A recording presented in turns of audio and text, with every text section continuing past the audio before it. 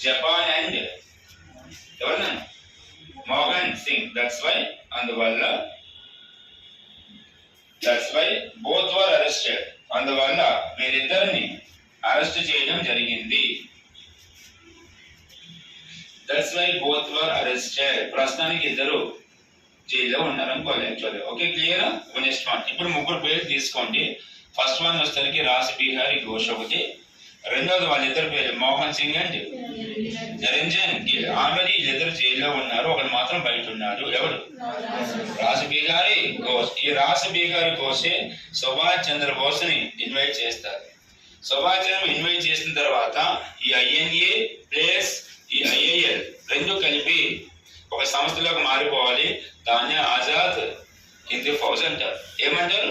అది ఐఎన్ఏ కొత్త పేరు ఆజాద్ హింద్ ఫౌజ్ పెట్టుకోవాలి. ఇప్పుడు ఐఎన్ఏ ఉన్నటువంటి రెండు సంస్థలు కూడా దీంట్లో మెర్జ్ అయిపోవాలి. దీంట్లో ఆజాద్ హిందూ ఫౌజ్. ఇప్పుడు ఆజాద్ హిందూ ఫౌజ్ ఎవరు స్టార్ట్ చేశారంటే సుభాష్. ఐఎన్ఏ స్థాపించిన వాళ్ళ పేరు మాత్రం వాడారు.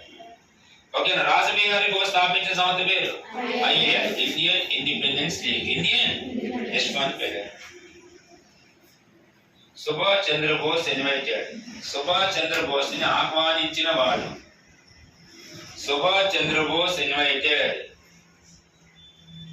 సుభాష్ చంద్రబోస్ ని ఆహ్వానించిన వాడు రాస్ బిహారీ ఘోష్.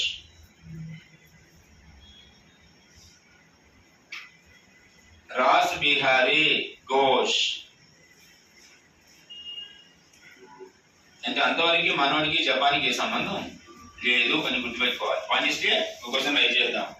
మోహన్ సింగ్ నిరంజన్ గిల్ ఆల్రెడీ జైల్లో ఉన్నారు కాబట్టి ఇప్పుడు ఈ రెండు సంస్థలను ఐఎన్ఏ అండ్ ఐఎల్ ఈ రెండింటిని హ్యాండ్ ఓవర్ చేయాలి. ఎవరికి?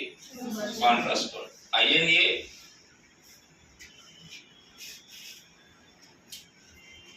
అండ్ ఐఐఎల్ పైన ఆర్డర్ రాసారు, షార్ట్ కట్ చేసేసుకుని అయిపోతుంది.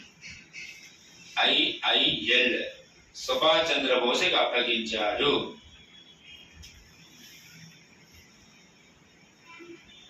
సుభాష్ చంద్రబోస్కి అప్పగించాడు.